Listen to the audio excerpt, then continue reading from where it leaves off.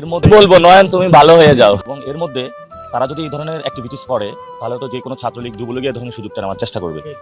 আমরা বলবো যে তাদের এই সময়ে অ্যাটলিস্ট কমন সেন্স ব্যবহার করা উচিত, এবং নয়নের তো এখানে বড় একটা গ্যাং আছে সন্ত্রাসী কার্যক্রমের। তো সেই জায়গা থেকে আমি আশা করি যে তারা এই ক্ষেত্রে সিনসিয়ারিটির সাথে কাজ করবে, এবং এই ধরনের জনগণকে বিভ্রান্তিমূলক কোনো কিছু প্রচারণার মধ্য দিয়ে জনগণের যে এবং আমার যে নিরাপত্তা সেটা হালকা করে দেখবে না, এবং তারা আমাদের নিরাপত্তার ক্ষেত্রে আওয়ামী লীগ যুবলীগ ছাত্রলীগকে কোনো সুযোগ দিবে না। আমার আম্মা বোরকা পরে, আমাদের মা বোনেরা বোরকা পরে, এখন যারা বোরকা পরে তারা তো বোরকা পরে ভোট দিতে যাবে। এখন আপনারা দেখেছিলেন যে বর্ডারে যারা ধরা গেছে ভারতে পালানোর সময় তাদের জন্য বোরকা পরা ছিল, এবং ওই সময় আন্দোলনের সময় যে মির্জা আব্বাস বোরকা পরে এটা লুকিয়েছিল।